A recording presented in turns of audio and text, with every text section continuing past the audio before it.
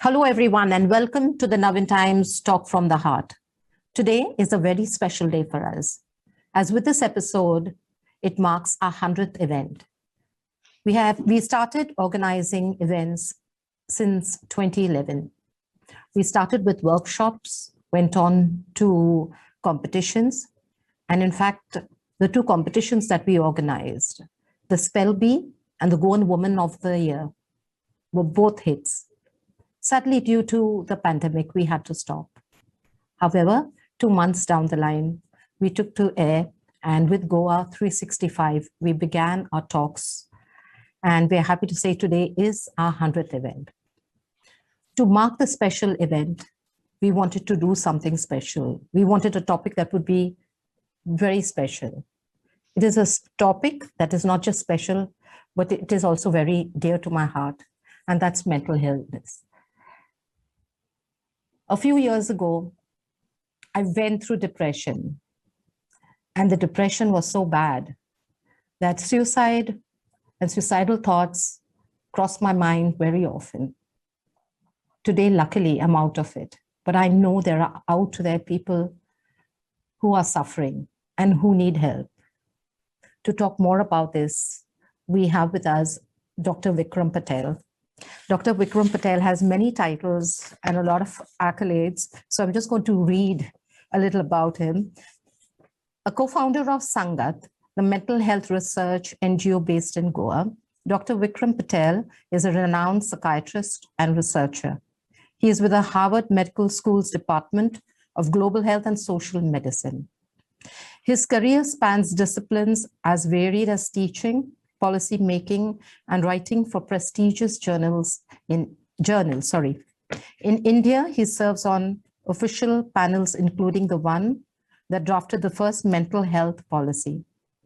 But what he is best known for is helping spread the simple but the profound idea of mental health for all, and has adopted the non-specialist approach of training field workers to provide mental health care to communities lacking in this area. Phew, Doctor, that was big. Thank you for coming on our show and welcome.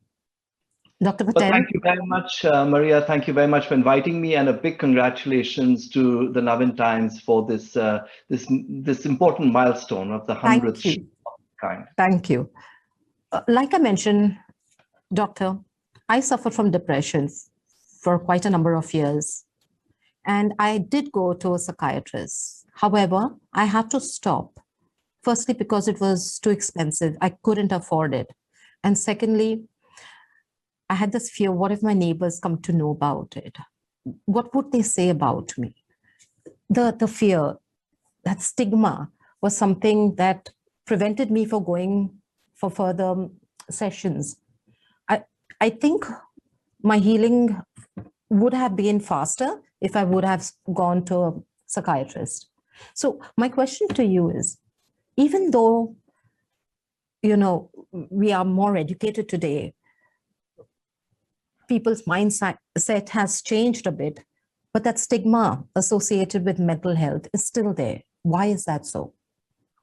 So, Maria, first of all, can I just say how much I appreciate and congratulate you for the courage for you to disclose your own lived experience with depression. I think, to me, this is the most powerful strategy for addressing stigma. That is normalizing mental health problems. When you discover your friends, your neighbors, your family members, your loved ones have a mental health problem, it is much easier to accept having a mental health problem yourself. Stigma is best addressed through the lived experience.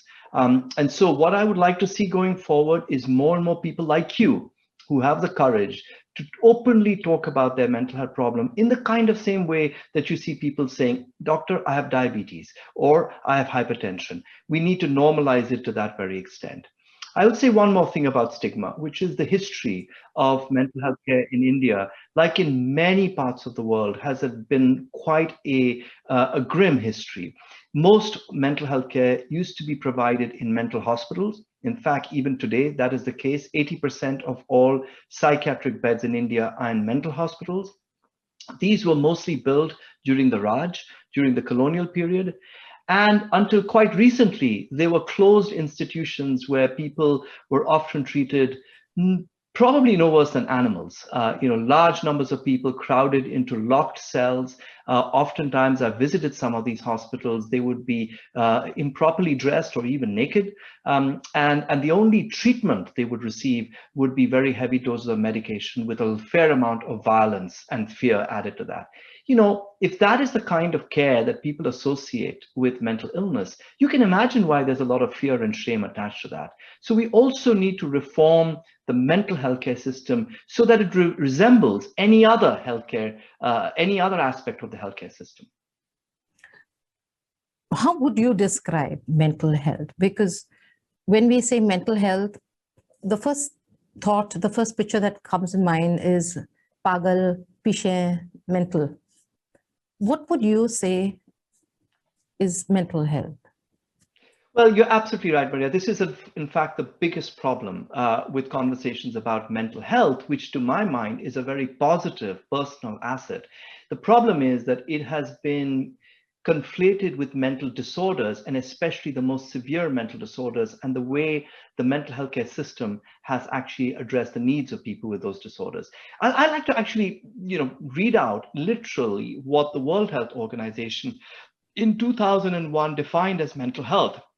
Mental health is the capacity of thought, emotion, and behavior that enables every individual to realize their own potential in relation to their developmental stage, to cope with the normal stresses of everyday life, to study or work productively and fruitfully, and to make a contribution to their community. This is a very all-inclusive definition. And if you think of that definition, you realize that mental health is everything that matters to us. It is our greatest personal asset. What matters to you and me? It isn't the color of our hair. It isn't, the texture of our skin. It is actually all of these things that are captured in the definition of mental health. You are right when you said mental health is so important and it covers so much. I would like to share what I went through, not just with you, but also with our viewers. While I was suffering from depression, I felt I was in a black hole. The despair, the hopelessness was never ending. And I just felt, that's it. There can't be anything worse than this. But I think there are some people out there who have problems. I'll give you another example. A young girl, college student, came to me and said, ma'am, I'm having some problems. She told me whatever her problems were. And then she says, can you help me? I said, I can talk to you. I can help you a bit, but I'm not really trained for it. She says, my parents don't believe that I have a mental condition. They think, that this is nonsense. What are you talking rubbish?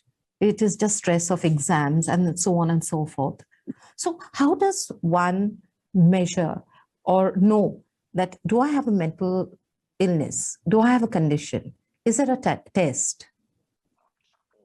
So the short answer to your question is no, there is no test. And this is one of the fundamental mistakes we make when we talk about mental health problems. The mistake we make, which is partly the result of the way psychiatry has approached mental health problems, is this idea that it's similar to any other health condition in which we can neatly distinguish people with the disorder from people who don't. Typically, let's take an example of the coronavirus. We do an RT-PCR test, and through that we can then say you are positive, which means you have the infection, and you are negative, which means you don't. There is no such test for mental health problems. And it is not surprising there is no such test, because mental health is a dimension. We're on a spectrum. Each and every one of us, our mental health, every at every point in our life is on a spectrum from extreme wellness, where we have very positive mental health, to extreme ill health, where our mental health is so badly impaired that we're unable to function in an effective way. There isn't a clear line between these. And so if you had to ask me, how would I conceptualize whether or not your distress, because we know feeling miserable, feeling angry, feeling sad are worried, these are common human emotions. How do we know that these emotions actually have reached the degree of severity that constitute a mental illness and you need professional help? There are three different criteria we use. The first is, how long has this been going on? There is no specific ruler that tells us how much time is pathological or not. We arbitrarily choose 2 weeks. If your symptoms of distress have been going on for more than 2 weeks, we consider that clinical. Second, how much impact is this having on your daily life? If you're worried, you're feeling a little sad, but you're getting on with your life, you're going to work, you're sleeping well, in that case, that is not a mental illness. But if it is affecting your concentration, you can't study, you're making mistakes at work, that is an impact that is of clinical significance. And the third is it just one distressing experience, or are there many experiences? Is it just that you're worried about your future job security, or is it also that you're worried, you're not looking at the future with hope, you're thinking about suicide? So how pervasive is the distress? How many different aspects of your mental health are affected? All of these three need to be taken into account when you assess whether your distress is of clinical significance or not. So you take these three factors or these three measures together. It's not just exactly. Well, you know what? It's still a subjective matter of judgment. This is where I would say that even if one of these has reached that point, that means you had distress for more than 2 weeks, or it's affecting your daily life, I would seek help from a professional who can do a fuller assessment and assess and see whether you have a mental health problem, a disorder that needs a clinical intervention. Right. Right now, about approximately, correct me if I'm wrong, there are about 500 to 550 million people the world over who are suffering from some form of mental illness. What has given rise to this staggering number? What and why? Yeah, this is one of the biggest questions really in the field of mental health. Why do people develop mental health problems? To answer the question of 500 million, you need to start with the one individual.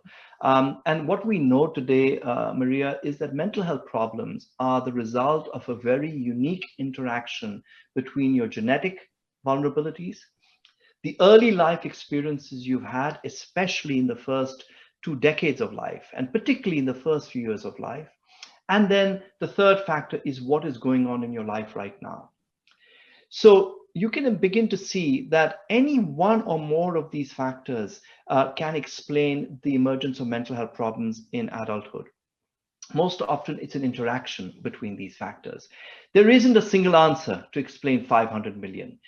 In fact, there might almost be 500 million answers, because for each individual, there's a very unique combination of these three sets of factors. There are more, but these are the three broad buckets that I like to use to explain the origins of poor mental health, that explain the emergence of mental health problems.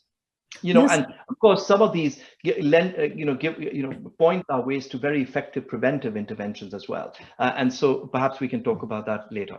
Yes, you did mention the genetic factor. Is it that if a mother is having a mental illness, it passes on to the child? Or the mother, like postpartum depression, there are mothers who suffer. I know someone who went through a very bad phase, and it affected her child in a way that she used to neglect that child. She didn't want to even look at that child. And I know it has affected that child, but that is that one case that I know. But generally, does this happen? Well, yes, absolutely. Mental health problems are heritable. Now, mental health problems are a very broad group of conditions. So there isn't a single degree of heritability that applies to all. Some conditions like certain developmental disorders like autism and some of the more severe mental health conditions like bipolar disorder are highly heritable. That means they're highly likely to be transmitted across generations through a genetic pathway. Other conditions like trauma and mood and anxiety disorders are much less heritable. There is a degree of heritability, but much less, which means that environmental factors play a much bigger role. But let me just say one very important point here. There is no 100% heritability. So for example, if a parent has bipolar disorder, only a minority of their children may have the risk to develop bipolar disorder. And even in that minority, it often requires an environmental stressor to trigger the vulnerability to develop the disorder. And that's why I said earlier, it's often an interaction between genetic vulnerabilities, early life experiences, and current life events that really will fully explain why individual X develops an illness and individual Y does not. Okay. Earlier, you had also spoken about why there is a stigma, because people don't consider mental illness a health condition. They think it is just something that you have invented, you fabricated. Why are people not looking? Not just the people, I'm talking about the policymakers, the government, they're not looking at it as a serious condition. For example, if you go to buy an insurance, there is no stipulation whatsoever for mental health treatment. Why is that so, doctor? What is stopping them from doing that? So Maria, these are two different groups that I want to talk about and respond to your question. The first is people in the community. Why do they not see this as a health condition? You answered that earlier when you said when in Goa, people hear the word mental health, they think of Piche, the crazy guy. Well, that's the reason. You know, if your impression is that if we say your difficulties with your mental health are a mental illness, and the next thing that comes to your mind is that means Piche, well, you can understand that nobody wants to be associated with that very negative image. And this goes back to my earlier remarks. And this is really the history of mental health care in India has really been dominated by a very incarcerating approach of, you know, carting people away under judicial orders, often in a straitjacket by the police to mental hospitals. You know, the Piche, this is what happens to them. They get carted off to the asylum. This is a fundamental reason why people do not want to associate their distress with mental illness. But at the level of policymakers, I think the reason is quite different. Policymakers have been long accustomed to technological fixes for health problems. Consider, for example, the ongoing pandemic. It's much easier for policymakers to fix on a technological solution like a vaccine. You know, the moment the solution is slightly more complex, and particularly in the case of mental health care, involves non-medical means for recovery, policymakers, particularly the departments of health, have much less interest in those interventions.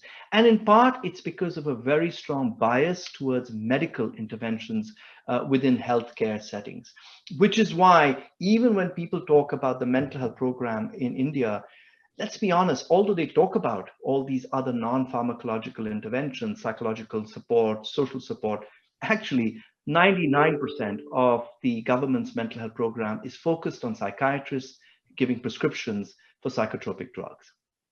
And so I think that it's a kind of mindset issue. The moment we go outside the narrow boundaries of drugs and diagnoses and doctors, the 3Ds, then the Ministry of Health and all the other people in the healthcare system feel this is not an issue that we are really going to be able to deal with. Okay.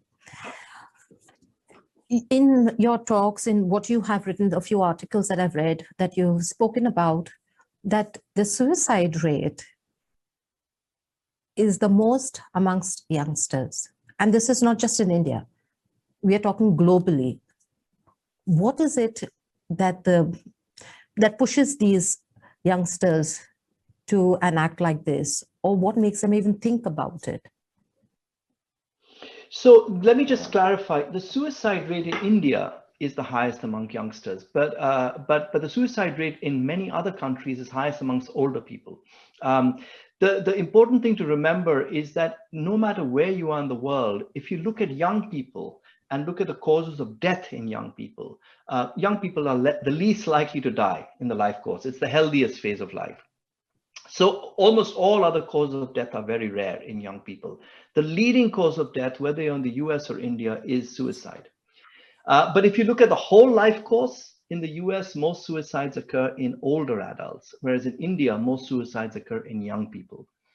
Now, you asked me the reason why is youth an age group when you see such a high burden of suicide mortality? And there are some very common factors that are to do with the very developmental stage of youth.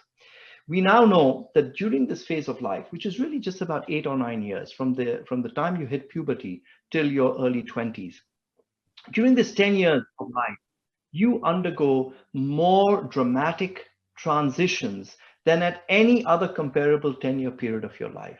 Are you talking hormonal, doctor?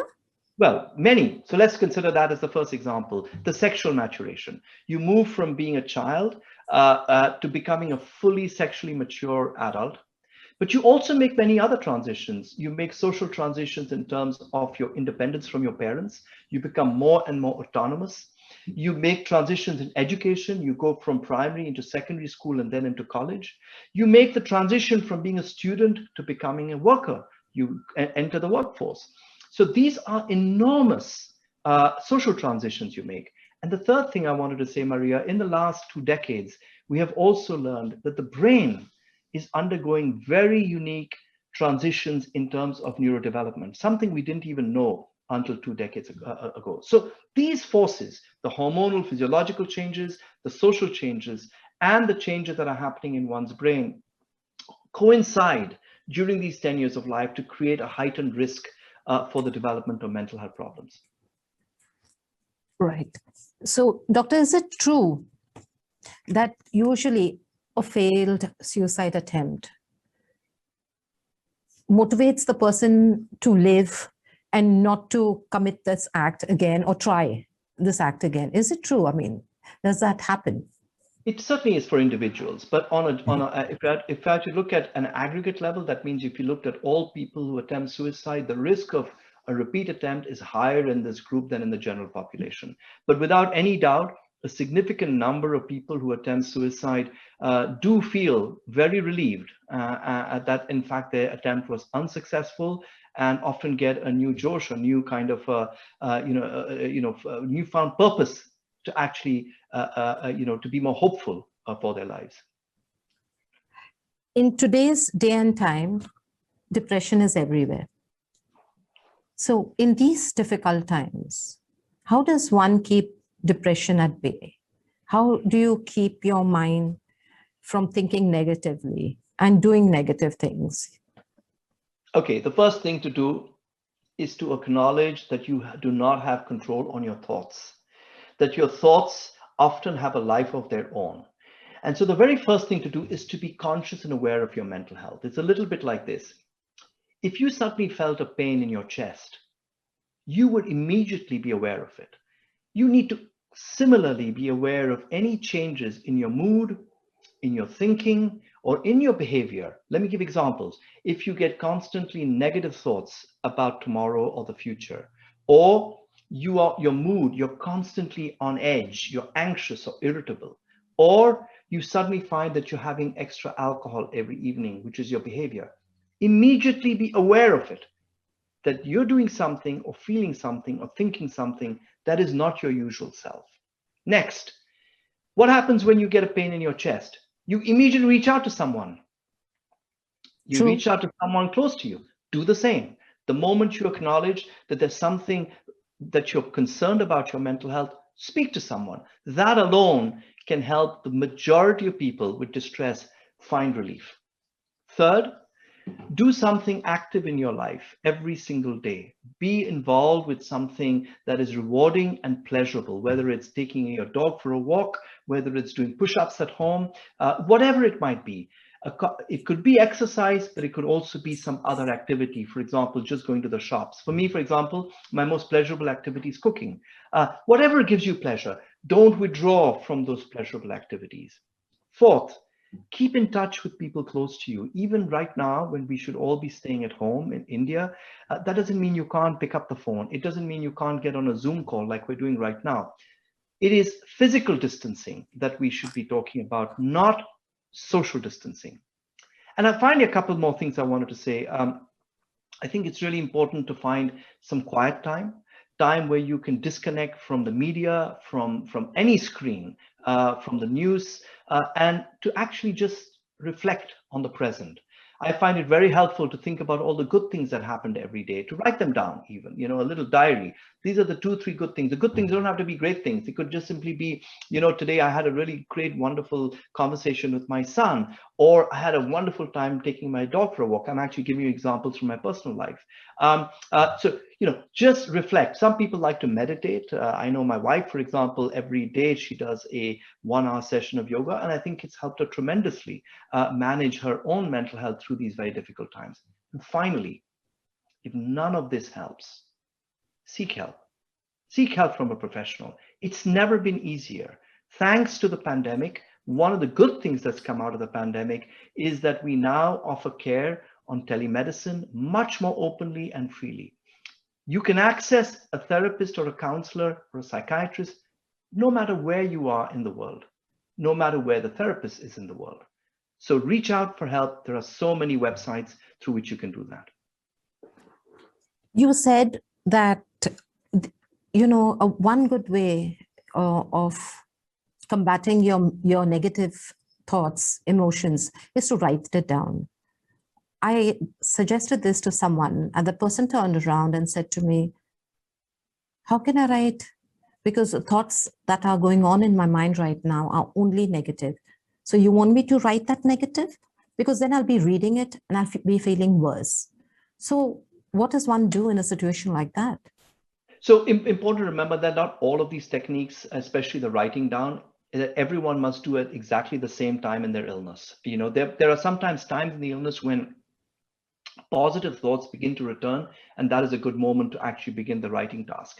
But one thing you can do when you're only consumed by negative thoughts is not just to write the negative thought down, but to use a writing task to actually challenge that thought. Let me give you an example. Say, for example, I'm getting a very negative thought right now that there is no hope in hell that I will have a job tomorrow because this pandemic has affected my restaurant so badly. Well, I write that down. But then I say, okay, let me now think of alternative ways of thinking about the situation. Okay, so let me write down, well, there was a first wave in September last year when the restaurant was shut. But in fact, in November, I was able to do home deliveries and I was able to keep 3 of my staff. And by December, we were able to have our first in-person customers. So that happened last year. Maybe the same will happen this year. So what I need to think about is just the next 2 or 3 months. How do I keep my staff and how do I keep my sanity for these 2 or 3 months? But I know that in 2 or 3 months, we will be back in business. So this is what you do. It's called cognitive restructuring in some ways. What you're doing is you're challenging your negative thoughts by logical alternatives, other ways of looking at this at the situation, which is, let's be honest, it is an awful situation. But there are always, the glass half full, glass half empty. The negative thought is the glass half full way of looking at that situation. And what you need to do in your writing task is to encourage yourself to look at the glass half full option. So basically to look at the bright side of it. Well, not at the bright side. That's a little, that could be quite shallow for people. No, or look it's at not something imaginary. positive. No, to think logically. Like I just give you an example. This is a true, it's a logical. It's not just a fantasy that, no, actually I'm drawing on my own past experience that yes, when something similar happened a year ago, 6 months ago with the first wave, I was able to bounce back. That is a real historical fact that is very recent. And I am borrowing on that to realize that I can actually challenge this negative thought that everything is lost, everything is hopeless, by drawing on my own resilience, my own coping history to have a more positive outlook on the future. It isn't just a fantasy. It is actually the positive thoughts that work the best are the ones that are based on your own real experience or people of, the experience of people rather than some kind of fantasy, because fantasies, of course, you can see through very quickly. And while I was going through my depression, someone told me, Maria, you have to remember, nothing lasts forever. At that time, I was thinking to myself, what does she know? She doesn't know anything. I'm never going to get out of this black hole, but I did. And today, when I think back about what she shared with me, I say to everyone, nothing lasts forever. So to our viewers, if you're going through a bad phase and you're thinking this is terrible, it will end. It will end. And doctor, you also mentioned that one of your hobbies is cooking. So when you come down at the end of May, will you invite me? Maria, absolutely, of course, with great pleasure. The other great hobby I have is swimming, and Goa is the best place in the world I know, for someone who I likes to know. swim. No, but I'm looking at the food part. I love eating, so yes. My next question to you is, children, smaller children, if they are older, and you tell them you need to find a hobby, you start doing things that help you and make you feel happy. But for young children, in times like these where they cannot go out, what do parents do? How do parents look after the mental health of their little children? Yeah, Maria, this to me is a matter that has worried me greatly. Just when children were beginning to look forward to returning to school, where they're back again to where they were for the whole of the last year. It worries me enormously that children are actually missing the most important physical environment, social environment outside their homes that shape their personalities, that promote their mental health, that build their capabilities. Schools are not just places where you go to learn geography. True. Actually, schools are places where you go to meet your friends. You ask any kid, Of what's the best course. thing about school? It's not the subjects. It's I'm going to meet my friends. For many of the kids in our country, particularly the poorest, schools are also the only place where you get the main meal of your day, thanks to the midday meal program. I believe that as a society, we have inflicted an intolerable amount of harm on our children. Let's consider Goa as an example, Maria. It hurts me enormously to think that our government thought it's safe to open casinos, but hasn't opened its schools. The schools. And it tells you something really incredible, isn't it? Here we have a closed environment on ships where it's air conditioned, where there are adults who are drinking, very close proximity to each other, and none of them are wearing masks. We think that is safe. Whereas the environments of our schools, which are well ventilated, involving children who are at no risk of COVID, where you can have adequate spacing, those are unsafe.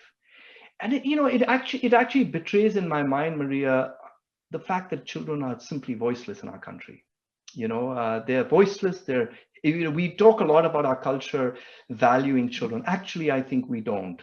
We really, if we did value our children, we would have made sure that schools were the last to close and the first to open, not casinos, not hotels.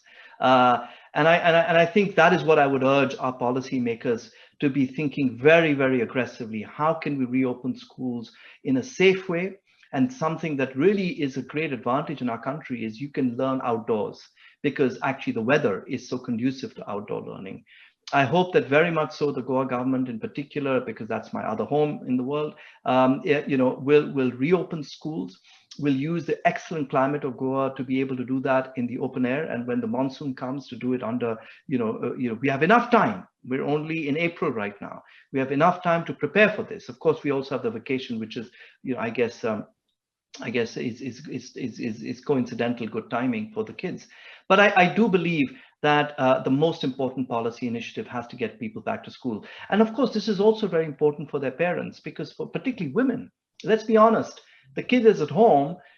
It's the mom who's looking after the kid. Now, the dad is, probably, very occasionally it might be involved with childcare. So the mom is now looking after the home, looking after the kid, and also many moms continue to be working. There has been an intolerable burden on parents, particularly mothers. And I think we really do need to address this question as a matter of great urgency. If we don't fix this, children's learning capabilities and their mental health will be affected for many, many years to come. I agree with you on this point, but I would like to say something. parents are looking at, schools reopening. But recently I heard not just one or two, in fact, many parents who said, I'm not sending my child. It's too dangerous. I'm not taking that risk. So you are speaking about schools reopening, but there are some parents who want their children to go, but at the same time have said that they may not allow, not may, they will not allow their child till everything is completely clear and their children can go to a safe environment.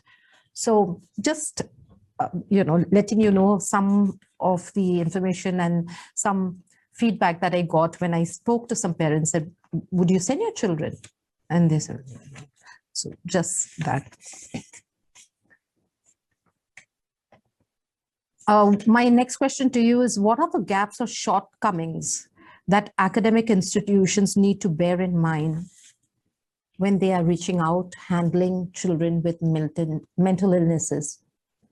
So I think the most important initiatives are inclusion.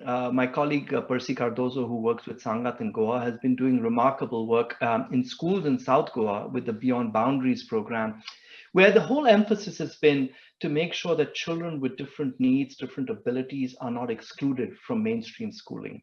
I believe that, to me, that's one of the most important lessons, is that inclusion is a reality. It is a goal, it is a reality, and it is completely possible. Of course, it does mean that schools have to invest in additional skilled people to build resource rooms, for example, for these children. Schools have to invest to make sure that wherever you need mental health interventions or mental health or developmental interventions, that they're available to those kids without any stigma. So I would strongly recommend a school counselor in every school. The Goa government school counselor program is one which I think is a terrific idea. And I think, I believe that there's been, significant benefits that the counseling program has provided to kids in Goan schools. I think Goa is actually quite a positive. It's a state that generally, compared to other parts of India, does quite well in the area of inclusion and counseling. And to me, that's something which every school should adopt. But tell me, doctor, if there is a child with special needs and he's put in a regular school, don't you think the other children will not be comfortable and make him uncomfortable or her uncomfortable? Well, certainly if the teacher is uncomfortable, yes, other children No, will pick I'm talking about the children with this child. Yes, I know, but children learn from the adults. If the teacher normalizes and includes a child with different needs and abilities in all classroom activities, the kids around will also pick that up very quickly. Any stigma or discrimination that is evident from a teacher's behavior is one that will immediately infect the minds of children. And so therefore, the first thing to do is to work with the teaching community. It is the teachers who we need to address first. What are their attitudes? What are their beliefs about these children? And by actually getting them to shift their own mindsets, you will then influence the next generation. Of course, where children bully, and of course, bullying happens a lot for these for children with special needs, you have to address that too. You have to address that, for example, with primary school kids. There's there's one technique that we used to use a lot in Sangha called circle time, where you basically get kids to sit down together and talk about feelings. You get them to be, this is about building their emotional quotient, their literacy about their own inner feelings and emotions.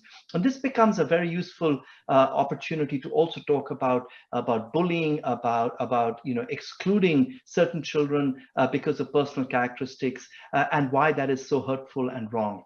So it's through a process of discovery. Rather than being ordered, you must not do this, which usually I think is the least effective technique, but actually by getting kids to discover their own feelings and how they would feel if they were ostracized or marginalized, and then, invoking the notion of empathy, feel this way for this other child who may be overweight or may have a problem with their walking or their hearing, that creates a much more inclusive classroom atmosphere. So start with the teachers, but also work with the kids. But will you agree with me? I don't know if you will. This process should start from the early years. It should start from nursery and the kindergarten. You cannot start this when a child is in the sixth standard. By then, they have their own thoughts, their own ideas, and their own attitudes. And getting them to, toe the line and try and understand other children with problems becomes very difficult. Yeah, I think you're absolutely right. The values of inclusion, the values of So start accepting early. yeah, obviously your parental influences the first 3-4 years of life are very important. But the first time you will encounter a very diverse group of other children will be when you go to school. And that's so obviously the first few years of life, if you live in a household where parents openly talk about, mental health, about differences in our community, regardless of religion and caste and all the other terrible, terrible structural social barriers that we see in India.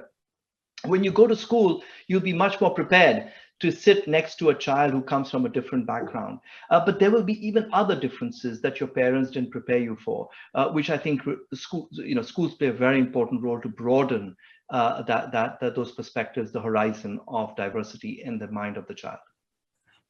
You have come up with this unique approach of training lay people so that they can help people with mental illnesses. Doctor, how does this work? And is it working? So first of all, I have to say, here I must credit Sangat, which is, really the pioneering organization in India today, for having really championed this approach of leveraging community resources. It's not just lay people. It could also be community health workers like Ashas. It could be teachers in schools. It could be peer workers. So really the idea is that in India, we have a great shortage of skilled human resources to deliver mental health care. And those that we have follow a very narrow biomedical model, the 3Ds, doctors, drugs, and diagnoses, which most people do not want. So how do we bridge this gap? So this is of course building on a rich history of in India of using community health workers to be involved with healthcare. Consider the ASHA. More than 1 million women are delivering COVID-19 prevention strategies, and possibly also will be involved with the vaccination strategy. So it's not that what we did in Sangat is a completely new idea. The idea is very old. In fact, it's part of the national government's national health mission. What we did is we adapted this idea for mental health. And that required very careful planning on how the interventions that were very complex otherwise could be simplified, yet remain effective. How we could then train frontline workers to deliver the intervention without having to go through 3 years of training in a university. And how could we then ensure that when they delivered this intervention, they were supported, they didn't burn out, and that the quality of the care they delivered was adequate. Now, time doesn't permit me to go through all our examples. We've worked with autism, depression, psychosis, and so on. But it suffices to say that our efforts have also been evaluated using very robust scientific studies published in the world's best medical journals. And today, one of my greatest prides is that the Sangat model has been exported to the US. Here I am sitting in Boston today, and a brief treatment for depression that we first developed and trialed in primary health centers of Goa with the Directorate of Health Services of the government has been adapted for use in the US, and it is now being rolled out for mothers with depression and adults with depression in both Canada and the US. This is, for me, an amazing moment for an Indian NGO, a Goan NGO, to see something it designed for the Indian context being adapted for use in 2 of the wealthiest countries of the world. So big congratulations to you. Well, to Sangat, actually, I think it's a pioneering organization. When it won the World Health Organization's Public Health Champion of India prize a few years ago, it was a recognition that Sangat has transformed the way we think about mental health care, not just in India, but actually it's having impact around the world. True. If I tomorrow want to volunteer and want to, help out, where do I go? I'm sure there are people who are watching this program or will watch this program later on, and they would like to volunteer. How do we go about it? Well, I know that Sangat, I serve on the managing committee of Sangat. There is a huge, more than 200 people who work in Sangat. There are 3 big hubs in Delhi, Bhopal, and of course the headquarters are in Goa. I would encourage you to go to the website. There is an email address called contactus.sangat.in. Please just email us, and we will figure out a way in which we can make your generosity of time and your skills something that we can work together on. Obviously, some of the work we do is very technical. It is a research institution to a large extent. But a lot of the work we do is about community engagement, and we would love to hear from you. One good example is how we are engaging young people, adolescents and young people in storytelling about the stories about mental health. And this circles back, Maria, to your opening remarks. You were telling us a story about your own depression. And I had told you that by sharing stories about your own lived experience, this is the most powerful way to address stigma.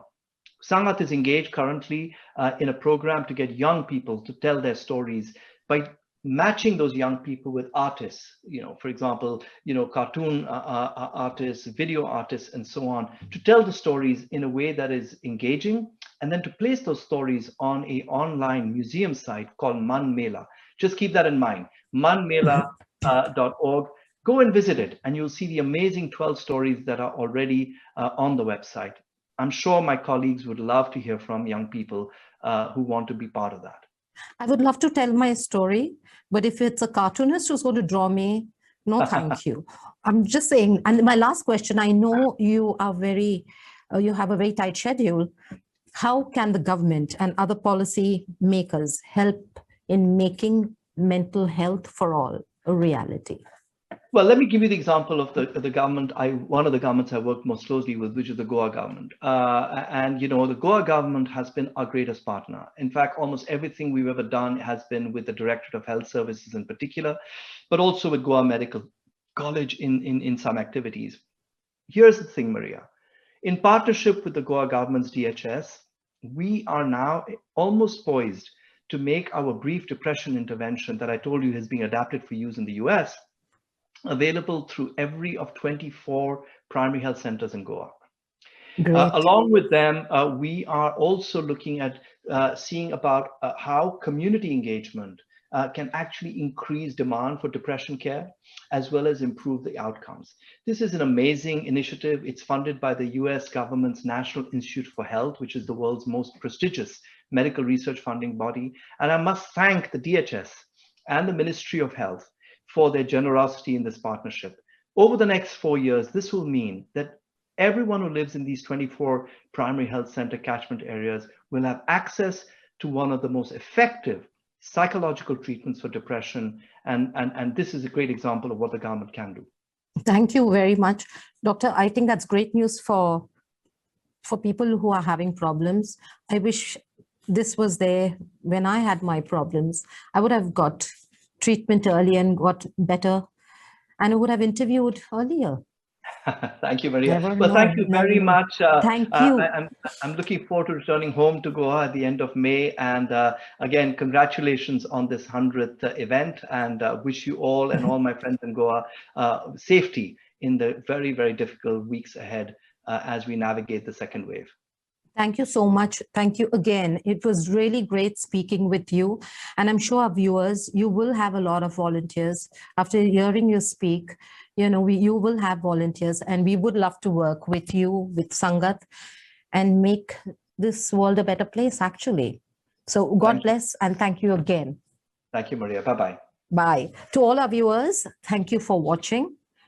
And remember, this was our 100th event. We are so excited because we are posed now for the next 100 to come. And we have been able to do this only because of you.